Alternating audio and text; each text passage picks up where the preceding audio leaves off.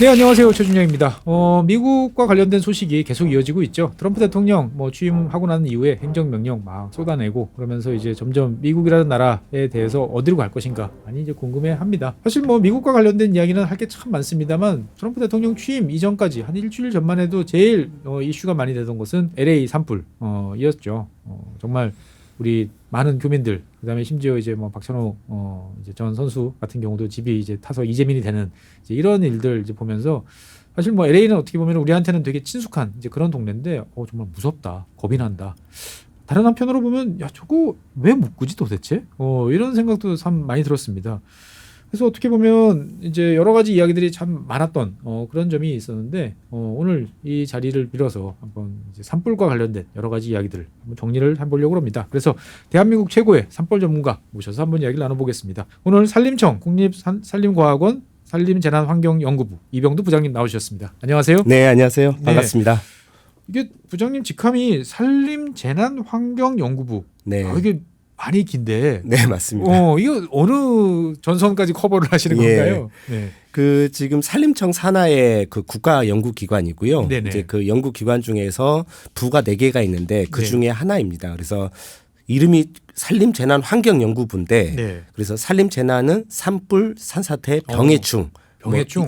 소나무 재선충 들어보셨죠? 예. 아니 그럼 1년에 언제 쉬세요? 그렇죠. 예. 계속 비가 오면 비가 와도 걱정이고 또 안 오면 또 산불 걱정해야 되고. 그러니까 밑에 보면은 산불 다시 담당하시는 과장님 계실 것이고. 네, 맞습니다. 그다음에 이제 사퇴하시는 분 과장님 계실 것이고. 그러면 비가 오면 이제 과장님은 바쁘시고 산불 과장님은 난 좀 이제 맞습니다. 부장님만 맨날 바쁘시겠습니다. 예, 그렇습니다. 또 재선충까지. 네. 그리고 또 한 축이 또 있는데요. 예. 이제 한 축은 이제 우리가 아까 환경이란 글자가 들어가 있잖아요. 그래서 도시숲을 연구하는 부서가 하나가 있고요. 그다음에 산림 생태 연구과가 있고요. 그게 다 지금 부장님 관할이세요? 예. 그리고 또 좀 생뚱맞긴 하지만 국가 산림위성 정보활용센터도 여기에 같이 포함되어 있습니다. 야, 그러면 지상전, 공중전, 위성전, 저 우주전까지 다 하시는. 네, 맞습니다. 예. 보병에서부터 이제 우주까지 다. 네. 정말 대단한. 예, 맞습니다. 대한민국을 정말 이 재난으로부터 지키는 최전선에 계신데. 네. 근데 원래 임학 전공이셨죠? 네, 맞습니다. 그런데 원래 임학이면 이제 나무를 키우고 이거를 주로 하시는데 산불과 관련된 분야를 전공하시게 된 계기가 있으셨을까요? 저도 석사를 전공할 때까지는 그 산림 경영 쪽을 많이 했었거든요. 어떻게 나무를 잘 관리할 것인가를 했었는데 그때 이제 96년에 우리나라 고성 산불에서 어찌 보면 처음 대형 산불이 발생을 했잖아요. 그리고 4년 뒤에 2000년에 이제 어찌 보면 동해안 산불 통계 1위로 어찌 보면 가장 큰 산불이었는데 국가 또 비상사태도 선포가 됐었고요. 맞습니다. 그 산불이 이제 발생한 것을 지켜보면서 산림을 잘 가꾸는 것도 중요하지만 재난으로부터 이렇게 산림을 잘 보호하는 것도 중요하겠다. 그것도 우리가 해야 될 하나의 축이지 않을까 이제 그런 생각을 했었고요. 그러다 보니까 이제 산불에 좀 관심을 가졌었고 그때는 또 대학원생이기 때문에 또 주제가 핫하다 보니까 또 제안서도 써서 연구비도 확보해서 지금 이제 계속 이렇게 왔습니다. 그 고성 산불이 96년입니다. 6년이었죠. 네. 저도 그때 이제 거기 이렇게 꼈습니다. 네. 갑자기 이제 과에서 누가 이제 이런 거 좀 하는데 컴퓨터 좀 써도 되겠냐. 당시만 해도 장비가 잘 없으니까. 그래서 디지타이저 이런 거 했는데 이게 뭐야? 막으로 가더니 그 산불 데이터를 이제 시간대별로 정리를 해서 지도상에다 표시하는 초보적인 GIS 작업을 이제 어떻게 갖고 왔더라고요. 그런데 같이 옆에서 표시를 하는 걸 도와줬는데 지금도 기억이 나요. 데이터가 잘못됐어. 제가 그랬어요. 어떻게 불이 동시에 다 나냐? 네, 맞습니다. 근데 아니야, 이거 맞아. 그래서 결국 산림자원학과 가서 제가 여쭤봤더니 이렇게 불이 꼭대기에서 꼭대기로 옮겨 붙습니다라는 설명을 들었는데 맞죠 보면? 네, 맞습니다. 불이 그런 것들이 이제 날아간다 그래서 비화라고 하는데 이제 고성이나 이제 동해안 지역 같은 경우는 바람이 굉장히 이제 양간지풍이라 그러죠. 양간지풍이 들어오다 보니까 이제 그 양간지풍을 타고 불이 날아가는데 저희들이 이제 관측된 거는 그냥 2km 정도는 그냥 불이 그냥 날아가는 걸로 그렇게 보고 있고요. 호주 사례에서는 제가 보니까 한 20km까지 날아간 것이 20km까지 날아간 것이 보고된 사례가 있습니다. 그때도 원자력 발전소 울진 근처까지 번진다. 맞습니다. 그래서 이제 나중에 얘기 들었는데 그 당시 원전에 계시던 분들한테 산불이 온다고 잔뜩 밑에서 대기하고 있었는데 갑자기 불똥이 튀더니 뒷산에 옮겨 붙어가지고 혼비백산했다. 이런 이야기를 막 하시더라고요. 맞습니다. 참 무서운 산불인데 자 일단 먼저 오늘 오셨으니까 LA 산불부터 한번 좀 이야기를 이제 해보도록 하겠습니다. LA 산불이 사실 뭐 우리 보도상에 보면 한 2주 가까이 네, 이렇게 네. 계속 진행이 됐는데 뭐 네. 서울 면적의 뭐 4분의 1이다, 뭐 네. 3분의 1이다, 뭐 이렇게 되는데 이게 도대체 어떻게 시작이 돼가지고 이렇게 커졌나? 네. 저희는 이제 뜨문뜨문 소식을 듣다 보니까 네, 좀 네. 맥락이 없는데 한번 네. 정리를 좀 해주시면 좋을 것 같아요. 보면. 네, 그 LA 산불이 이제 사실 1월 7일 날 한 1월 7일. 예, 1월 7일 10시 반경 네. 이제 발생을 했다고 했는데요. 그때 이제 한 건만 발생한 게 아니라 동시에 한 7건 정도가 이제 발생했던 걸로 이렇게 추정이 됩니다. 그래서 원인은 지금 여러 가지로 그 아직까지 정확하게 밝혀지지 않았는데 강풍을 타고 이 송전선로가 단락되었다는 그런 말도 있고 네. 아니면은 그 불꽃놀이 했던 것들이 잠재적으로 재발화됐다. 이제 이러한 그 것들도 있는데요. 중요한 것은 7건이 거의 동시다발적으로 네, 났다는 거죠. 이제 이때가 이제 사실 지금 LA 이게 네. 분홍색으로 표현된 부분이 지금 LA의 카운티 경계인데요. 네. 여기에서 지금 산불이 지금 진화된 것도 있고 꺼진 것도 있습니다. 이 불 표시가 지금 다 산불이라고 보시면 되는데 정말 불 났군요. 보면. 예, 예. 근데 이렇게 이제 불이 큰 게 요거 네. 가운데 부분 있잖아요. 여기 불이 큰 게 네. 이제 이튼 산불인데 예. 요거하고 여기 두 번째로 큰 거 이 팰리세이드 산불인데 요 두 개가 굉장히 컸습니다. 굉장히 컸고 지금 이 이튼 산불 같은 경우는 여기가 이제 LA 이제 말 그대로 다운타운이 되는데 그때 이제 바람이 이 산타나 바람이 내륙에서 태평양을 향해서 불었거든요. 바다 쪽으로 이렇게 밀어붙였군요. 보면은. 네, 맞습니다. 그러다 보니까 시가지가 그냥. 네, 그 시가지가 그냥 이렇게 불에 노출된 그런 상태였는데 예. 요 이튼 산불 같은 경우는 이 팰리세이드 산불보다도 규모는 작지만 피해 규모가 그러다 보니까 시가지를 덮치니까. 예, 시가지를 덮쳐서 이 피해 규모가 굉장히 컸습니다. 그러니까 이게 어떻게 보면 대형 산불인데 이 대형 산불 같은 경우는 네. 보통 자기가 궁금한 게 조그마한 불이 이렇게 계속 네. 커지는 건가 아니면 네. 말씀처럼 이게 동시다발적으로 나서 이게 네. 어떻게 손쓸 틈 없이 초반에 네. 확 넘어가서 불이 네. 대형으로 가나 이 네. 두 가지가 다 궁금한데 두 가지 네, 다 네. 있나요? 아, 그럼요. 다 있고요. 이제 처음에는 모든 산불은 작게 시작되잖아요. 예. 근데 이제 작게 시작되는데 그 당시에 이제 강한 바람, 산타아나 바람이었죠. 그래서 그 산타아나 바람을 타고 이제 급속도로 확산이 되었고 그런 분들이 아마 불들이 계속 아까 말씀드렸듯이 날아다녔을 겁니다. 날아다녔기 때문에 산하고 좀 떨어진 주택가까지도 번졌고 네. 그래서 불이 붙고 또 옆집을 태우는 이런 구조로 아마 확산되었을 겁니다. 일단 시가지로 내려오면 또 그거 자체가 또 인화물질이 되다 보니까 네, 네, 맞습니다. 많고 네. 결국 이렇게 산불이 지금 보면은 1월 7일부터 지금까지도 아직 완전 진화가 안 된 상황이지 않습니까? 네. 그러면은 이제 2주 뭐 네. 이렇게 되는 상황인데 산불이 이렇게 오래되는 이유는 뭐 바람이 제일 클 것 같긴 네. 한데 네. 이 산불이 얼마나 오래 가는지 지속력에 가장 큰 영향을 주는 변수는 뭐가 있을까요? 보면은 그래서 지금 이 LA 산불을 좀 네. 자세히 살펴보면 이 LA 산불의 가장 큰 특징은 일단은 대형화가 급속도로 됐다는 점하고 네. 그로 인해서 재앙적인 파괴력을 가졌다는 거. 시가지를 이렇게 덮칠 줄은 몰랐어요. 네, 그렇죠. 그 다음에 이제 연중화라는 그런 단어를 많이 쓰고 있거든요. 연중화? 예, 연중화. 근데 지금 이런 것들이 이제 가장 큰 특징이었고, 근데 왜 이렇게 계속 지속이 되고 있느냐? 네. 결국 이제 탈 물질이 있다는 거잖아요. 그렇죠. 인화물질이 있으니까. 예, 그리고 또 잘 탈 수 있다는 환경인 거잖아요. 그래서 탈 물질이 축축이 젖어 있으면 잘 타지 않는데 지금은 어쩌면 바싹 마른 상태다라고 보고 있습니다. 그래서 우리가 산불 행동에 영향을 미치는 요소들은 결국은 기상하고 지형하고 이 숲의 상태, 탈 네. 물질들인데 그 당시에 이제 기상은 언론에서도 많이 나왔지만 산타나 돌풍이 불었죠. 예. 그래서 어떤 분들은 시속 160km까지도 관측이 되었다. 시속 100마일. 예, 이야.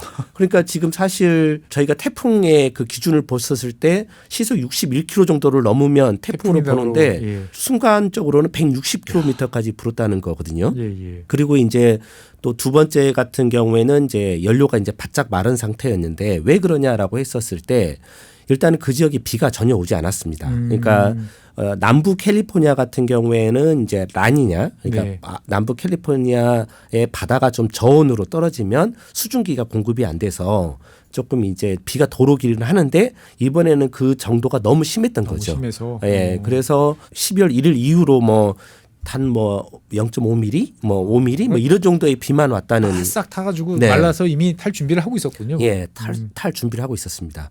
그리고 또 그 전 두 해 전에는 네. 또 겨울에 또 비가 많이 왔어요. 그렇죠. 캘리포니아 홍수 뭐 이래가지고 예, 또 예. 뭐 사막에 꽃이 피고 막 그랬었는데. 예, 그러다 보니까 이제 초본들이, 그러니까 풀들이죠. 풀들이 2년 동안에 너무 많이 자란 거죠. 너무 생육 조건이 좋아서 많이 자랐다가 네. 작년부터 이제 비가 오지 않으니까 그게 그대로 그냥 말라 비틀어져서 불쏘시개가 됐습니다. 이게 또 비가 한번 왔다가 또 안 오면 그게 또 그런 문제가 있군요. 거기. 네, 맞습니다. 그래서 거기 잘 영상을 보시면 아마 이렇게 풀들하고 키 작은 나무 이제 관목이라고 그러잖아요. 그 관목들이 이렇게 불타는 것들을 자주 보실 수 있는데 그런 것들이 이제 사실은 바싹 마른 상태여서 불이 붙기만 하면 잘 타는 그런 조건이었다. 거기다가 이제 바람까지 돌풍이 불었으니까 어쩔 수 없다. 예. 그런데 이게 사실 기억을 더듬어 보면 뭐 캘리포니아 뭐 LA뿐만 아니고 여기 산불은 너무 일상화되는 것 같아요. 막 그래서 이제 뭐 밤마다 막 이렇게 밤에도 막 콜크게 되고 이런 사진 되게 많이 봤는데 최근 들어서 잦아진 건가요? 아니면 영상이 이제 자주 보이다 보니까 우리가 더 자주 느끼는 건가요? 최근에 잦아진 게 사실은 통계상으로 보면 맞습니다. 요게 이제 그 캘리포니아 주 정부에서 지금 이제 1930년대부터 산불 통계를 기록을 하기 시작했는데요. 그 가장 산불 규모가 큰 거 20개의 순위를 뽑아본 건데 여기서 보시면 아시겠지만 다 최근이네요? 네, 다 최근입니다. 단 3건의 산불만이 2000년 전에 일어났고요.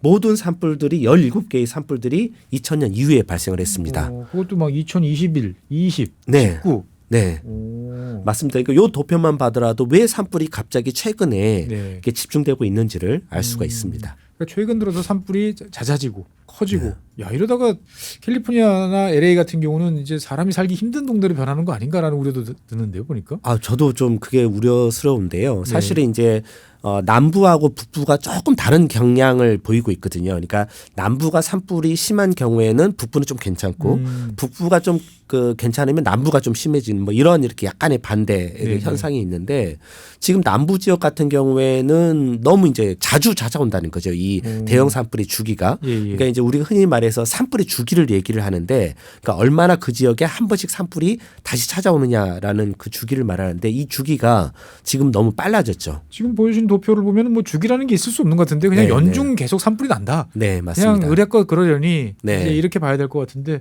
집도 타고 그다음에 이제 뭐 집만 타는 게 아니고 여러 뭐 유류 저장고라든지 화학물질 저장고라든지 이거 타면 또 그것도 다 토양 복원까지 해야 되고 사람들이 그 비용 부담하느니 나 그냥 떠날래라고 할 것 같은 생각이 참 많이 들어요.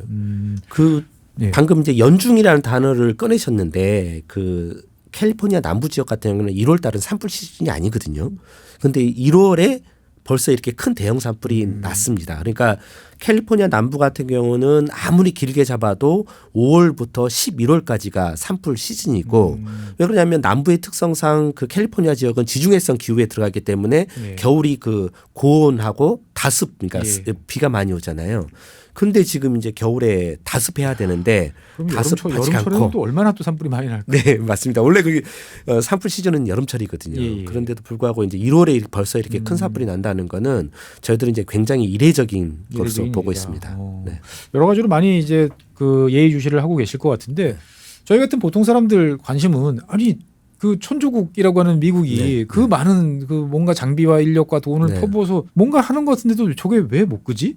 뭐 우리나라는 헬기로 주로 끄지만 여기는 막 큰 고정익 비행기들이 가면서 막 그 빨간색 소화액을 막 하면 한 방에 다 끌 것 같은데 이게 못 끄는 걸 보니까 야 이게 이 정도 큰 산불은 사람의 힘으로 이게 못 끄는 건가? 그냥 다 탈 때까지 기다려야 되나? 이런 생각도 드는데. 사실 그것도 맞습니다. 그러니까 이제 이미 이제 산불의 규모가 우리가 가지고 있는 진화 자원의 역량으로 끌 수 있는 정도를 넘어섰죠.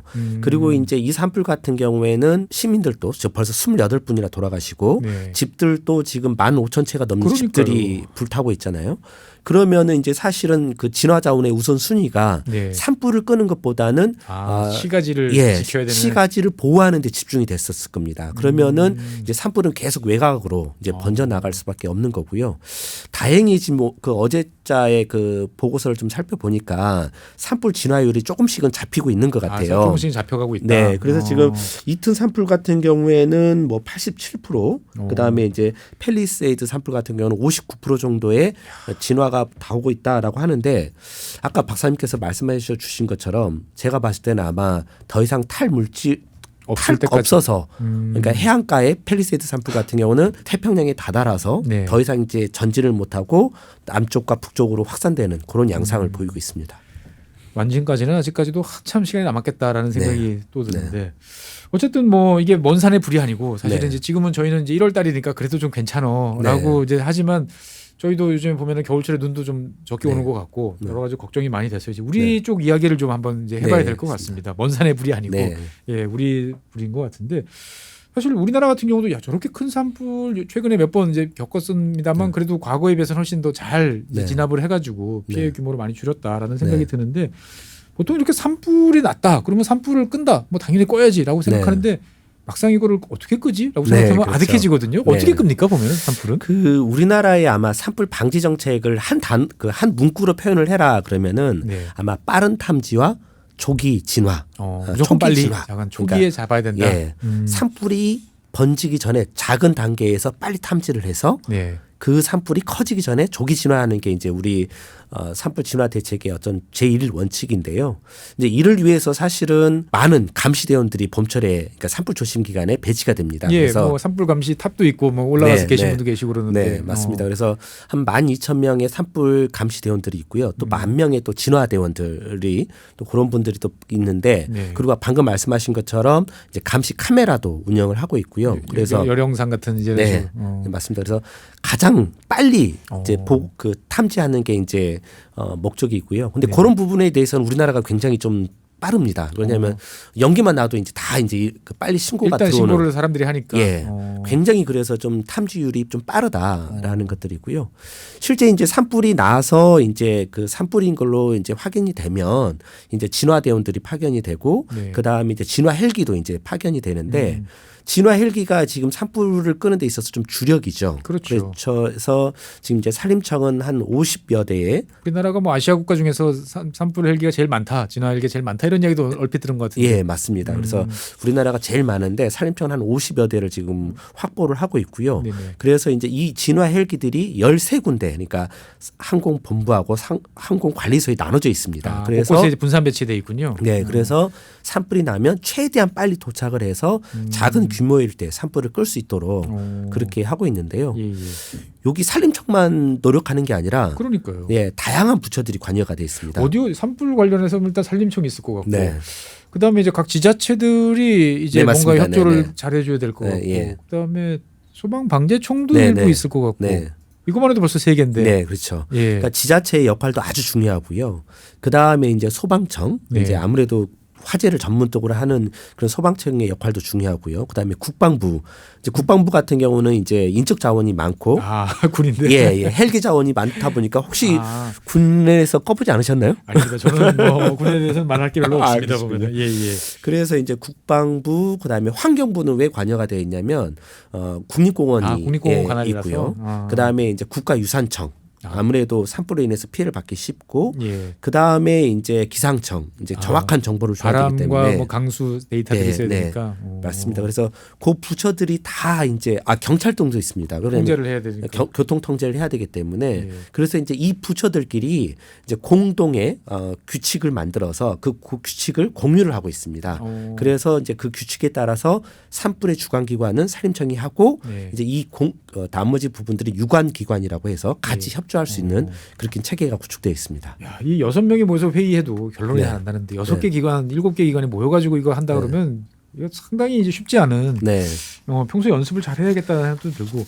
근데 저도 사실 어릴 때 보면 동네에서 뭐 산불 났다고 그래서 학교에서 이제 뭐 가서 이제 끄기도 하고 뭐 주로 잔불 정리 뭐 정도 수준이긴 합니다만 그때도 느낌이 보면 확 바람이 부니까 다시 막 커져가지고 되게 무서웠던 기억이 나는데 이 산불이라는 건 결국은 이제 딱 어디로 올지를 알아서 그 방향에서 미리 이제 뭔가를 대비하는 게 제일 좋을 것 같은데 이게 사실 산불이 이렇게 일단 발생을 했는데 이게 어디로 갈지를 예상한다라는 게 이게 과연 가능한가? 라는 생각도 드는데. 그 부분이 좀 굉장히 좀 어려운 부분이긴 한데요. 지금 이제 저희들 같은 경우는 산불 확산 예측 프로그램을 운영을 하고 있습니다. 그래서 이 산불이 지금 났었을 때 얼마나 빨리 어느 방향으로 이제 확산이 될 것인가 그리고 어느 마을에 몇 시간 후에 도착을 할 것인가 그리고 이제 그 안에 있는 그 시설물 문화재 등에 언제 피해를 줄 것인가를 이제 예측하는 거죠. 그래서 이제 이거를 이제 예측을 해서 지도로 이제 표시를 해서 현장 대책본부에 제공을 해주면 현장 대책본부에서는 어느 방향에 진화 자원을 더 많이 투입을 하고 또 어느 방향에 있는 마을의 사람들을 언제 대피할 것인가 이제 그런 것들을 이제 결정하는데 이 자료를 좀 쓰이고 있는데요. 이렇게 지금 사용이 되고 있습니다. 그러니까 요것 같은 경우는 지금 안동 산불을 한번 예측한 경우이고요. 예. 그다음에 밑에 이제 KBS에 나온 그 보도 자료 같은 경우는 고성 산불 고성 산불이었습니다. 그래서 저희가 현재 피해 지역은 여기까지가 있고 네네. 그다음에 앞으로 3시간 후에 얼마만큼 확산이 될 것이다. 이게 입체로 3D로 나오는 거예요? 네, 입체로 이제 3D로도 되게 또 합니다. 그래서 뭐 물론 이제 예측을 하다 보니까 굉장히 좀 두렵기도 하죠. 이게 잘못 예측이 되면 이제 현장 대책본부가 우왕좌왕하게 되거든요. 그러니까 이 예측 프로그램을 돌려서 이렇게 산불이 진행됩니다. 네. 라고 하는 데가 이제 산림재난환경연구부에서 네, 이 데이터를 제공을 해드리는 거예요. 네. 그 산불 예측 분석 센터를 운영하고 있고요. 거기서 주로 이 역할을 하고 있습니다. 그러면 이거는 이제 이 연구원 이곳에서 하나요? 아니면 현장에서 이제 같이 작동이 되나요? 보면? 그 확산 예측 같은 경우는 주로 이제 예측 분석 센터에서 이루어지고요. 이제 현장에 나간 인원들은 현장의 상황들을 예측 분석 센터로 정보를 제공해 주는데 주로 이제 현장에 나간 친구들은 산불 행동 전문가들입니다. 그래서 산불 행동 전문가. 이 산불 행동에 대해서 이 전문가이기 때문에 현장 대책본부의 지휘권자 그러니까 시도지사가 될 수 있고 산림청장님이 될 수도 있는데 이 시도지사님들한테 이 산불 행동에 대해서 이 산불이 어디로 갈 것 같습니다라고 이제 우리가 예측한 결과들을 해석해서 쉬운 말로 이제 설명해 주는 그런 역할을 하고 있죠. 군대로 보면 이제 참모. 네, 맞습니다. 작전 참모 정도 역할을 이제 하시는군요. 네. 야, 근데 이거 데이터 입력해서 진행할 때마다 이걸 하려고 그러면 상당히 이제 어려울 것 같다라는 생각도 좀 많이 들고. 이 손이 막 벌벌 떨릴 것 같은데 이거 막 산불 크게 번지고 있는데 막 바람 데이터가 갑자기 막 이상하게 변하고 그러면 어떻게 해야 되나 막 겁이 많이 날 것 같은데. 요 좀 화면을 보시면 요게 지금 이제 22년에 가장 큰 산불은 울진 산불이었지 않습니까? 이때 이제 울진 산불이 3월에 이제 발생을 해서 계속 이제 10일 동안 탔습니다. 그러니까 이제 굉장히 오래 탔죠. 그랬을 때 이 울진 산불이 지금 어디까지 번져 있는지를 보여주는 시간대별로 보여주는 건데요. 빨간 선은 지금 이제 불이 지금도 확산되고 있는 것이고 노란 선은 불은 이제 껐다. 끈 겁니다. 그래서 지금 초창기 때 보면 다 빨간 선이었다가 점점 노란색 노란 선으로 바뀌는데 처음에 이제 요 자료가 정확하게 있어야만이 확산 예측을 잘 돌릴 수가 있거든요. 그래서 방화선을 어디다 구축할지도 잡을 수 있겠군요. 근데 이제 요 작업을 하는 친구가 처음에는 손을 벌벌 떨었어요. 이거 얼마나 무섭겠어요. 보면은 이게 정말 맞는가? 그래, 이렇게 헬기도 다 저쪽으로 갈 것이고 보면은 이렇게 빨리 타는 게 맞는 건가? 이게 우리가 정말 경험해 보지 못한 속도로 타다 보니까 그 친구가 처음에는 이제 굉장히 이게 맞는 건가에 대해서 의구심도 가졌고 두려움을 가졌죠. 근데 이제 지금은 이제 물론 전문가가 돼서 굉장히 잘하고 있는데 이런 작업을 이제 그 센터에서 계속 해주고 요거를 가지고 이제 산불 확산 예측의 입력 자료로 넣어서 예측을 하게 됩니다. 그러면 이제 데이터가 이제 지속적으로 여러 기관들에서 자체적으로 확보하고 계신 것도 있고 들어오겠군요. 보면 실제로 이런 거를 현장에서 하실 때 보면 되게 그 보람도 많이 느끼실 것 같아요. 보면은 내가 예측한 대로 이게 확산이 돼서 그 방어선이 제대로 잘 작동을 했을 때 보면은. 그렇죠. 근데 이제 보람을 느끼는 경우보다는 이제 틀리지 않기만을 바라는 이제 그런 마음이 더 크죠. 그리고 여러분이 아시겠지만은 방금 보신 지도도 그렇고 확산 예측 경과도 그렇고 지도도 굉장히 중요하거든요. 현장에서는. 그러니까 현장에서의 우왕좌왕은 결국은 정확한 정보가 제때 공급되지 않으면 우왕좌왕하게 되는 거거든요. 맞습니다. 저도 예전에 그 태안 그 석유 이게 누출 사고 때 현장을 이제 갔었는데 이게 현장을 장악한다라는 말의 의미가 뭔지를 좀 알겠더라고요. 보면. 맞습니다. 누군가는 그 상황을 잠깐 틀어주고 어떤 방법으로든지 일사불란하게 만들어야 되는데 그게 쉽지 않더라고요. 보면. 네, 맞습니다. 그러니까 요 지도가 좀 정확하게 나와주면 지휘권자가 딱 펼쳐놓고 그렇죠. 여기다 이렇게 가서 투입해라라고 할 수 있는데 여기로 가고 이러면 이제 혼란이 없거든요. 거의 어떻게 보면은 군 작전이랑 거의 비슷하군요. 군 작전 개념하고 거의 비슷하다고 상대방을 보시면 예측하고 됩니다. 거기에 맞아서 적절하게 전력을 배분하고 뭐 슬프지만 포기할 곳은 같이 포기하고. 네, 맞습니다. 이게 사실 평소에 훈련이 안 돼 있으면 엄청 어려운 일이다라는 생각이 많이 드는데. 근데 어쨌든 이제 불이 끄면 예측을 해도 불은 끄긴 꺼야 되는데 이게 이제 주로 항공 이제 아까 헬기 말씀해 주셨는데 많은 분들이 또 궁금해하시는 게 아니 왜 밤에 되면 다 우리는 이렇게 먼 산에 불만 바라보고 있어요. 막 미국 친구들 보면 밤에도 막 날아다니면서 끄던데라고 하는데 저희가 안전 때문에 이거를 이제 못 한다라고 봐야 되나요? 어떻게 되나요? 이제 그런 측면이 맞죠. 그러니까 이제 안전 때문에 이제 그 야간에 이제 불을 끄는 거에 대해서는 안전이 가장 중요한 문제이죠. 근데 이제 우리나라도 지금 제한적으로나마 지금 야간 진화를 하고 있습니다. 아, 그렇습니까? 그래서 실제로 지금 보면은 이제 우리 수리온 헬기가 이제 도입이 되고 있잖아요. 근데 기존의 헬기보다 수리온 헬기 같은 경우에는 이제 계기의 도움을 많이 받을 수가 있고, 그러니까 기존 헬기가 시계에 좀 많이 눈에 많이 의존을 했다면 지금 이제 수리온 같은 경우는 계기에 좀 의존을 많이 할 수가 있다 보니까 그래서 지금 2020년도에 안동 산불하고 이제 22년도에 울진 산불에는 이 수리온 헬기를 투입을 했고요. 그 다음에 이제 또 이제 취향식을 아마 다음 달에 할 것 같은데 수리온 2호기, 3호기가 들어옵니다. 그러면 2호기, 3호기는 이 수도권 서울 주변에 배치를 해서 수도권 주변에서 산불이 났었을 때 야간에도 진화할 수 있도록 그렇게 지금 준비 중에 있습니다. 사실 예전에 언젠가 이제 산불 이 진화 헬기 이제 기장님 인터뷰를 한번 봤는데 이거는 어떻게 보면은 이제 대전차 헬기 작전이랑 똑같다.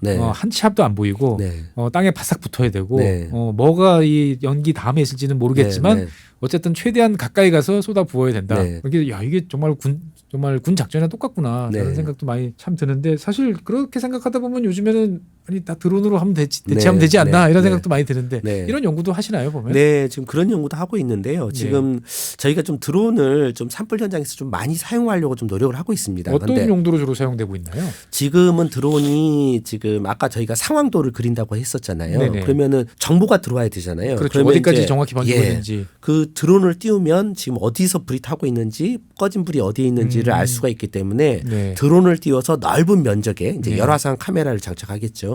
그래서 넓은 면적의 지도를 실시간으로 거의 준실시간으로 촬영을 해서 매핑을 하는 일단 정찰병으로 그런 거를 좀 많이 활용을 하고 있고요. 지금은 이제 드론이 없어서는 안 되는 아주 필수 조건이고요.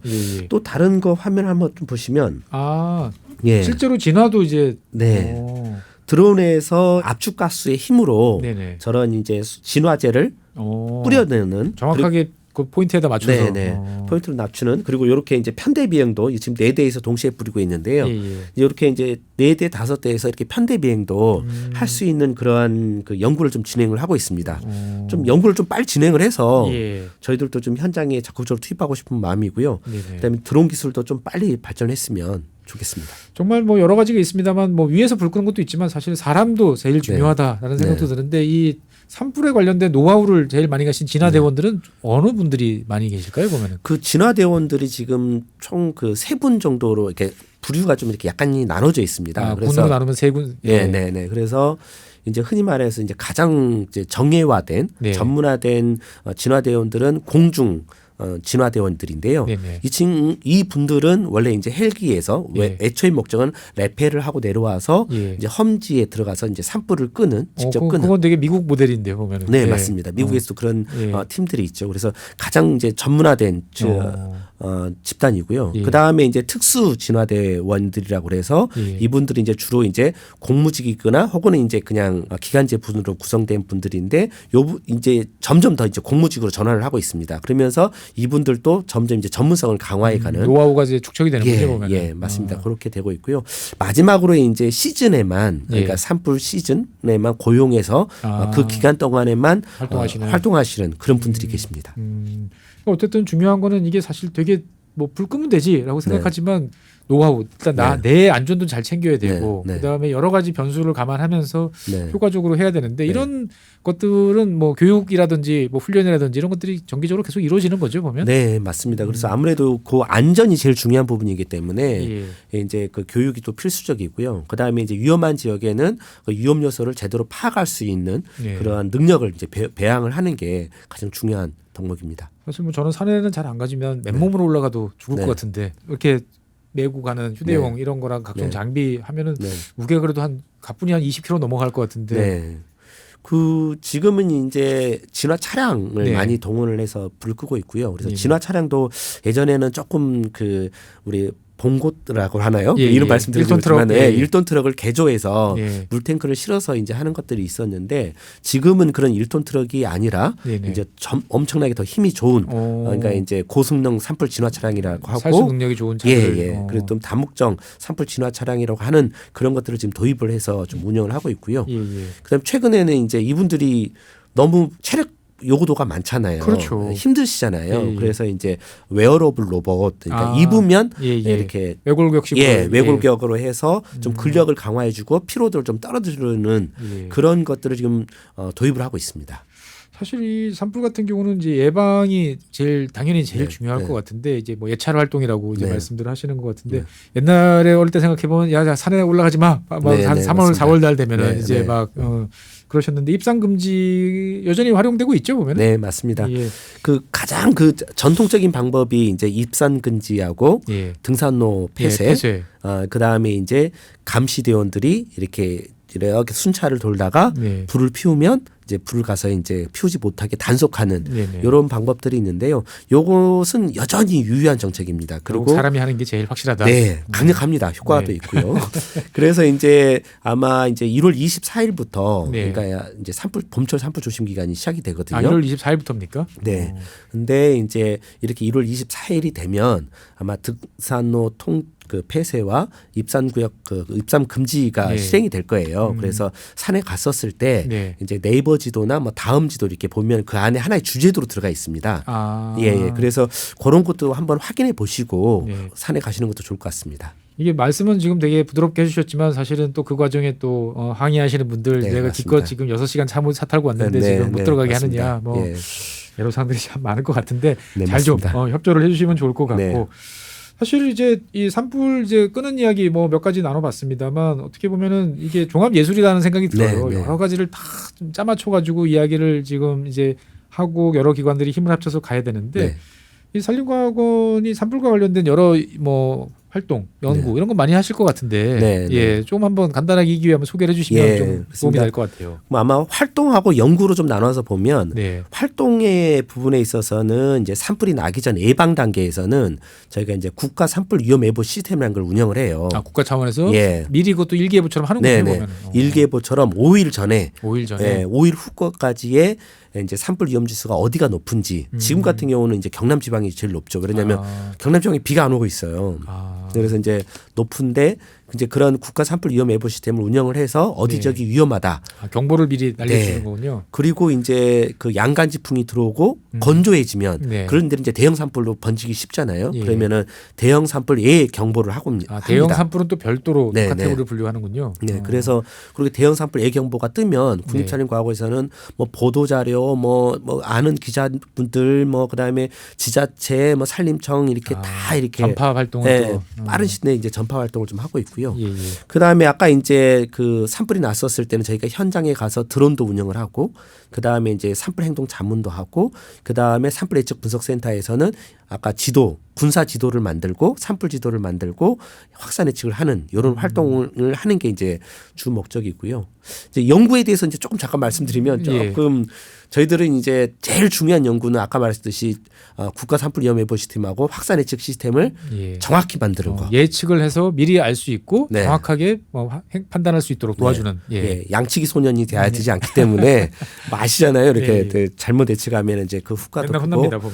그래서 그거에 대한 정확도를 지금 높이기 위해서 이제 인공지능하고 결합해서 하는 작업들을 지금 하고 있고요. 들어가는군요. 맞습니다. 그리고 또 한편으로는 아까 안전에 이제 진화대원들이 결국은 진화대원들의 안전이 제일 중요하거든요. 그다음에 지역 주민의 안전. 그래서 이 산불 안전을 어떻게 이제 하는 건데 이런 연구도 하고 있습니다. 이렇게. 이거는 진화복을 입었을 때 불이 이렇게 했었을 때 이 진화복이 얼마나 잘 보호를 해주느냐. 그 다음에 이제 방염 텐트가 있거든요. 우리가 뒤집어 쓰는 그 방염 텐트가 얼마나 잘 버텨주느냐. 그리고 어떻게 만들어야 이 방염 텐트가 효과가 좋냐. 이러한 그 주제도 지금 사실 연구하고 있는 그런 주제입니다. 어쨌든 참 여러 가지를 이제 많이 챙겨야 되는데 사실 또 궁금해지는 거 하나는 이제 산불이 났어요. 이제 불을 다 껐는데 이제 불 끄고 나면 그냥 끝입니까? 아니면 네. 여기에 대해서 이거를 계획적으로 이걸 뭐 어떻게 다시 복구를 네. 하자라는 것 네. 이것도 산림과학원 일이죠? 예, 맞습니다. 이제 그 산불 연구과의 산불 피해지 복원 연구실이 있는데 네네. 이제 여기서 이제 주로 하는 것은 산림이 산불의 피해를 입으면 어떻게 변화하느냐, 어떻게 변화하느냐. 불이 꺼지고 난 다음에 네. 어떤 식으로 변화하는지. 예. 그다음에 이제 산불이 났다는 것은 결국은 식물 입장에서는 햇빛 조건은 좋아지는데 네. 햇빛은 잘 들어오죠. 그렇죠. 위에 큰 나무들이 없어지니까. 예. 근데 예. 이제 다른 두 조건, 토양 조건하고 수분 조건은 안 좋아지거든요. 토양은 뭐 완전히 예.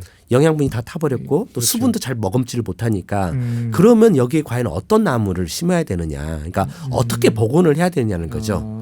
그래서 어떤 분들은 뭐 왜 이렇게 여기에 이런 나무를 심었느냐라고 네. 이제 그렇게 질타하시는 분도 있는데 사실은 굉장히 어려운 조건에서 살 수 있는 나무가 무엇인가. 아주 척박해진 환경에서 네. 일단 나무를 심어야 되니까. 네, 맞습니다. 그리고 그 다음에 이제 마을 주변을 다시 예, 복원을 예. 해야 되잖아요. 예. 근데 마을이 다시 산불을 또 위험하게 해서는 안 되잖아요. 그러면은 이 마을 주변에 숲을 어떻게 배치를 하는 게 이 마을이 안전할 것인가. 그래서 이제 그런 연구도 지금 진행을 좀 하고 있습니다. 너무 초보적인 질문이지만 불에 잘 타는 나무, 네네. 불에 좀 안 타는 나무 어떤 네. 나무들이 대표적으로 있을까요? 이렇게 상상을 한번 해보시면 될 것 같아요. 내가 집을 사는데 네. 내가 집에 있는데 이 내 집 주변이 빽빽한 소나무가 예. 가득 차 있다. 왠지 안 될 것 같아요. 네, 맞습니다. 그래서 이제 소나무 같은 경우는 우리 흔히 말하는 송진이라는 정유 성분이 예, 있잖아요. 파라핀. 그러다 보니까 예. 이제 이 송진이라는 게 결국 불이 붙으면 같은 양이 타더라도 열 에너지가 많이 나오죠. 완전히 그냥 위가 나무가 통째로 다 타버리는 것 같더라고요. 맞습니다. 그걸 저희들은 이제 수관화라고 하는데 수관화. 나무의 윗부분까지 예. 다 타버리죠. 그러면은 소나무가 사실 막 15m짜리가 있다. 그럼 나무 윗부분까지 타면은 불은 30m, 50m까지 올라가거든요. 화염이 예. 올라가니까. 그러면 거기서 이제 흔히 말해서 불씨가 날아가기 시작하는 거죠. 아. 근데 이제 그거와 비교해서 대부분의 이제 화렵수림들 같은 경우는 예. 일단은 수관화가 일어나지가 않습니다. 그래도 잘 버티는군요. 네. 그리고 일단 송진 성분이 없고 수관화가 없기 때문에 산불이 열 에너지를 크게 내지는 않는데 보통 근데 이제 우리가 조금 고민스러운 것은 예.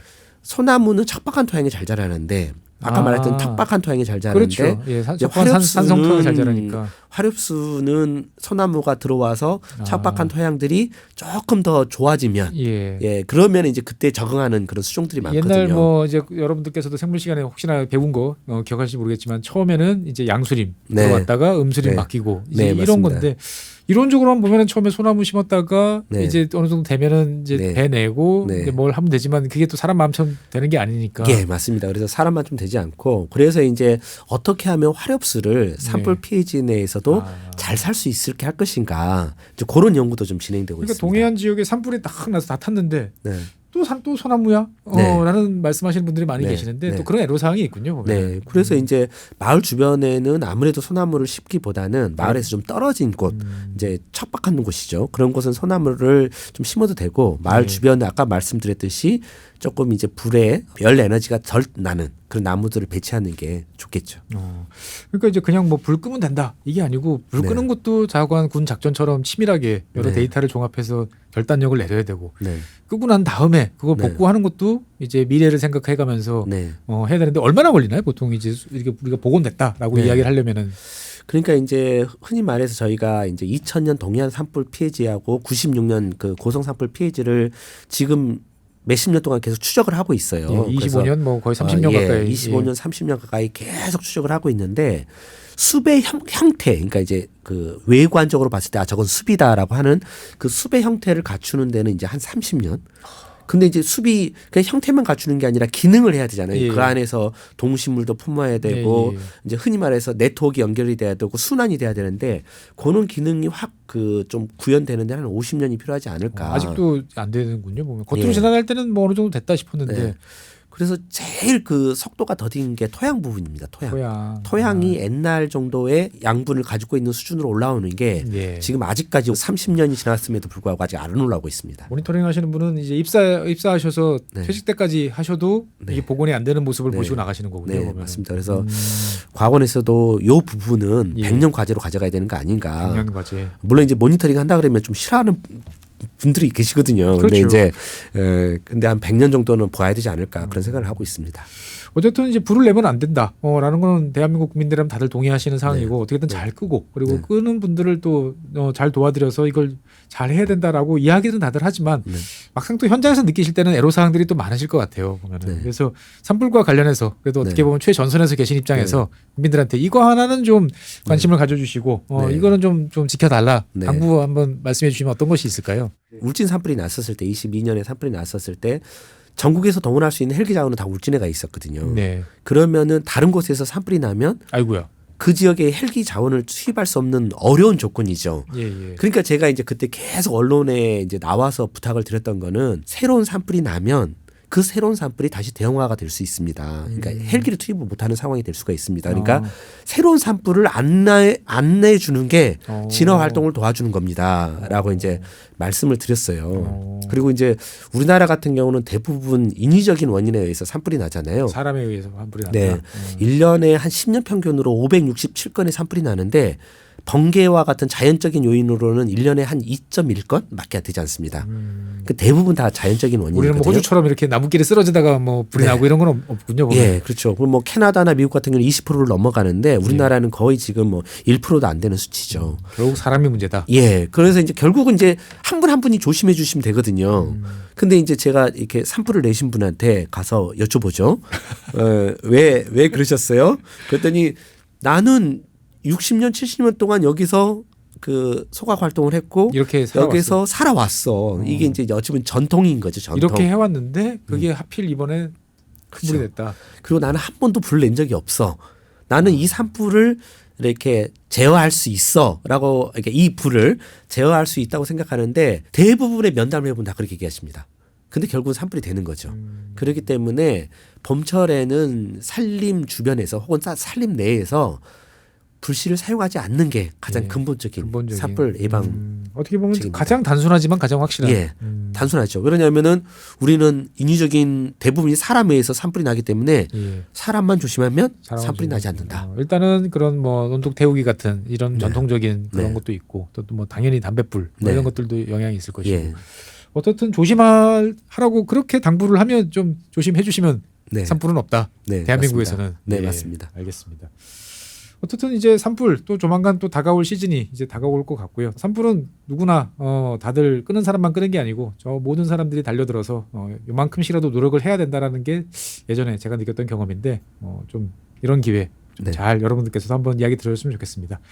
네, 산불과 관련된 여러 가지 이야기 평소에 듣기 힘든 이야기 좀 나눠봤는데요. 궁금하신 사항들 쭉 질문 주시면 제가 모아서 산림과 학원 측에 전달드려서 매년 책자도 만드시죠? 네, 맞습니다. 예, 뭐 알기 쉬운 산불 해가지고 Q&A 만드시는데 그때 좀 반영이 될 수 있도록 예, 저도 좀 요만큼이라도 기여를 해볼 수 있으면 좋겠습니다. 네, 오늘 나와주신 이병두 부장님 수고 많으셨고요. 네, 시청해주신 여러분 고맙습니다. 산불 주의하고 이제 따뜻한 봄날을 기다리면 좋을 것 같습니다. 네, 오늘 준비한 사항 여기까지입니다. 감사합니다. 네, 고맙습니다. 작고 잡다한 지식이라도 그것들을 절대 무시하지 말라. 나는 그건 되게 긍정적이고 그런 지식들을 연결해서 말 그대로 위즈덤이잖아요. 정말 현명해지고 뭔가 남들하고는 좀 차별화된 그러한 관점 그리고 그러한 비전. 책을 사랑하고 배움을 마다하지 않는 당신을 위한 곳. 3프로와 교보문고가 만나 위즈덤 칼리지 시즌2로 새롭게 출발합니다. 투자와 경제, 국제, 심리, 예술, 테크, 도시, 과학, 창의, 그리고 미래. 삶의 격을 높이는 9가지 지혜를 함께 나눕니다. 위즈덤 칼리지 시즌2. 영상 아래 링크를 클릭하시면 자세한 내용을 확인하실 수 있습니다.